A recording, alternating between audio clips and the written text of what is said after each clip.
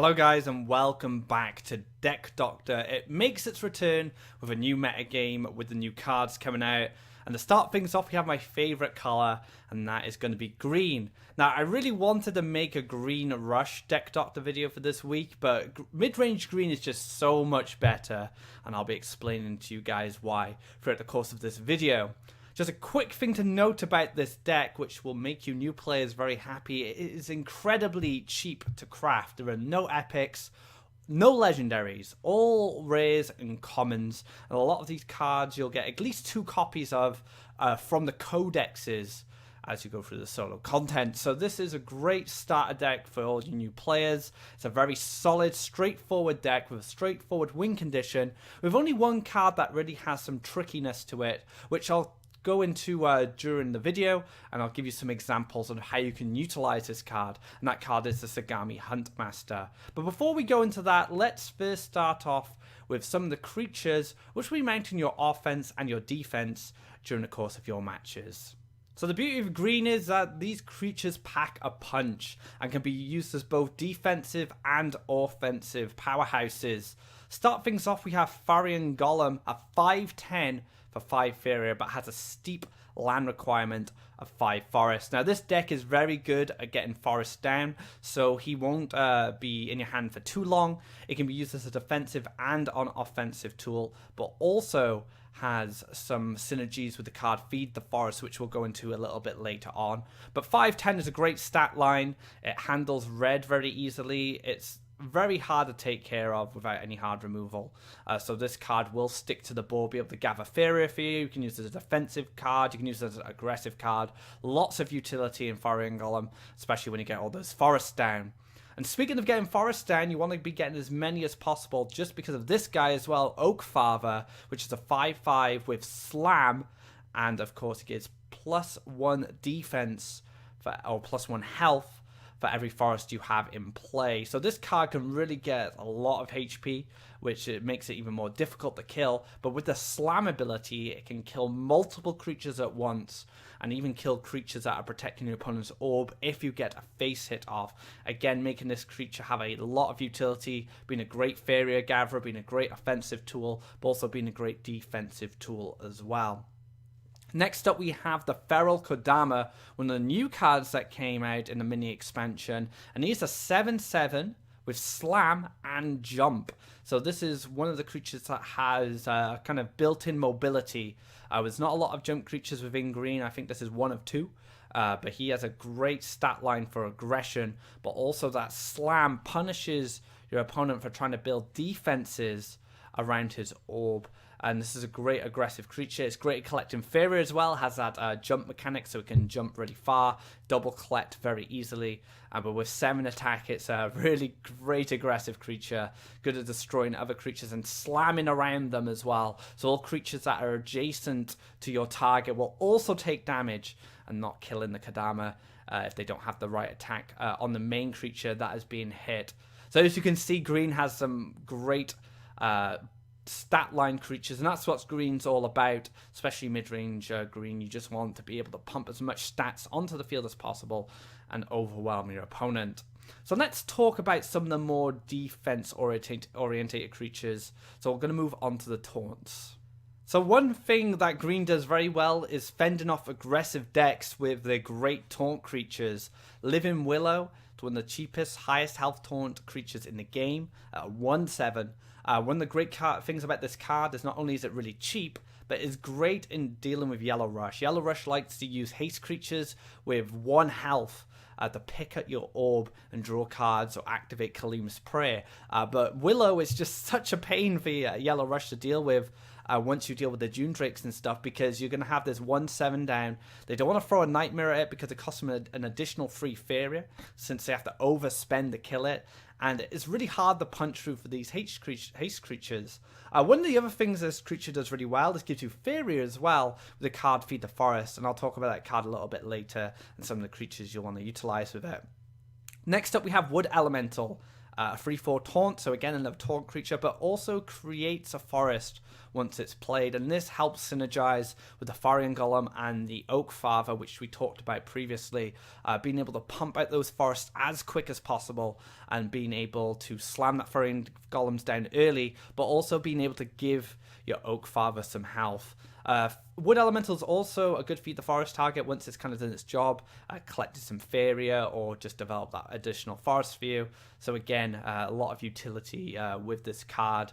Last but not least, we have Grove Guardian, 5/6 for 3 forest, 5 Faeria. That's a great stat line for 5 Faeria.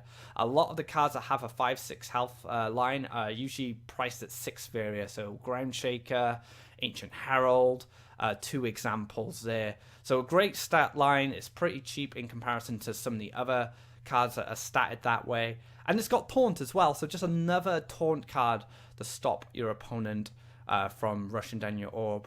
Another thing to note about taunt cards in green as well, if you're on the offensive and you're trying to finish off your opponent, but your opponent is now playing creatures to try and kill your aggressive creatures, taunts are great ways to stop them from attacking your main offensive card. Just lock them in place and then trying to get the win. So taunts have great offensive use as well, and it's basically just to stall out your opponent while you get those wins. So let's move on to utility cards, things like Feed the Forest, and see how they synergize with this deck. So first up from our event cards in this deck is going to be Falcon Dive, a neutral 1 Faeria, deal 1 damage. This is a really powerful card in general, but really shines in green because green sometimes struggles with dealing that extra 1 damage to clear a creature, and Falcon Dive gives you that reach you need to be able to finish off some threats. It also allows you to clear Faeria Gatherers with only 1 health, Orodrim Monk's followers, which are being aggressive. But another card that's become quite popular since the mini expansion is Annoying Gnat. And being able to kill them is really good because it stops them either collecting Faeria, maybe being aggressive, but it also deals 2 damage to your opponent, and that might be the extra 2 damage you need to find lethal. So this card has a lot of utility and has a great place in green. Next up, we have Feed the Forest, which I've touched on while talking about the creatures. This is green's main economy card for gaining additional Faeria outside of collecting from the wells. You get to sacrifice a creature and add its health to your Faeria. And this utilizes great with Living Willow. You just give a big burst of Faeria. Faeria Golem is another way to gain a big burst of Faeria. So this allows you to play more creatures, but the cycle, the card draw you gain from it, might allow you to find something like an Elderwood Embrace to be able to finish off your opponent. So this is one of the strongest cards in green, and it's going to be a great way for you to find more Faeria, find more cards, or maybe even find a lethal. Last up, we have Elderwood Embrace, one of the best buff cards in the game. +2, +4 for 3 Faeria.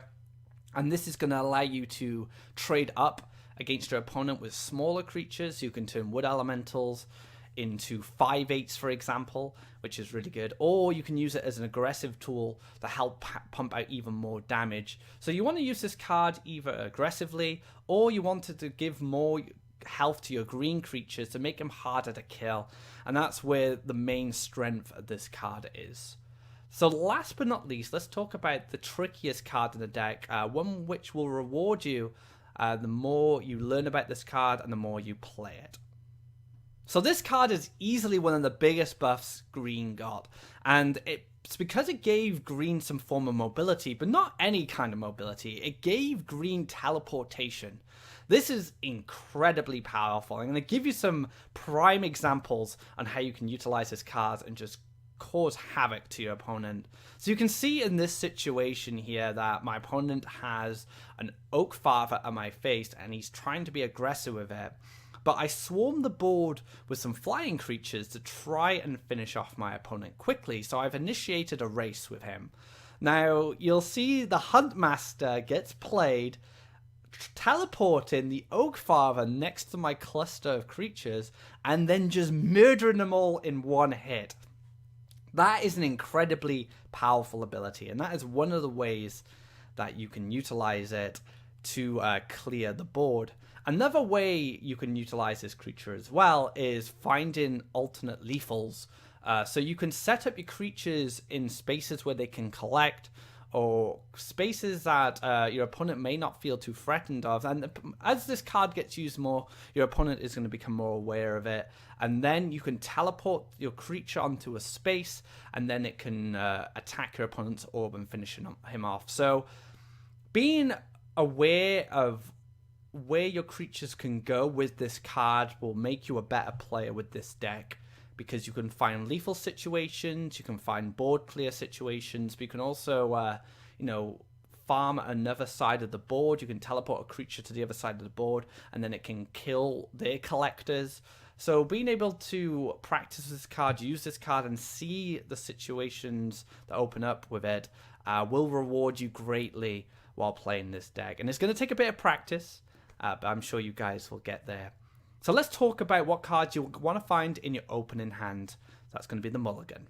So these are the kind of cards you want to see in your opening hand. You want to see cheap creatures, which are going to be able to collect Faeria for you at the start of the game. But you're also going to want a threat. An Oak Father is generally the best threat because he has Slam, and he also gets a few buffs from the forest you're going to be playing in the early game.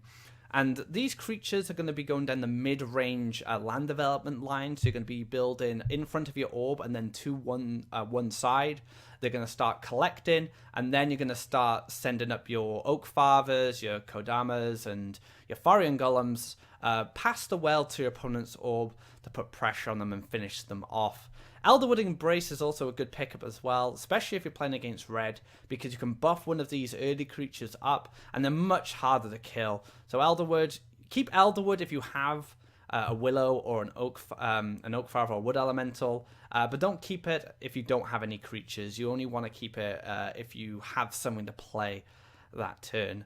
So before we finish things off, let's talk about land placement and what direction you're going to be wanting to build your lands. So building land with this deck is pretty straightforward. You start off with a forest in front of your orb, then you choose a side to go up. You generally want to go at the same side as your opponent because you want to be able to contest his creatures and stop them from collecting Faeria. Your creatures have a lot of health, so you'll be able to smash through them and keep them on the board easier. Once you've established enough forests to drop Thorian Golem, you can maybe start going for card draw. But just remember that the more forests you build, the bigger your Oak Father is going to get. But also, you can build forests to also make Huntmaster better. Being able to move your creatures into a better position to clear enemy creatures, but also find some orb damage. And that's about it, really. You kind of just go up the sides, collect a bit of Faeria. Don't be afraid to build deep into the wells on the side if you want to get a Gatherer going. But you are the aggressor in this matchup once you've established control of one side of the board. And then just use your Slam abilities to get great trade-offs and put some pressure on. And that's pretty much it. It's very straightforward, very similar to mid-red.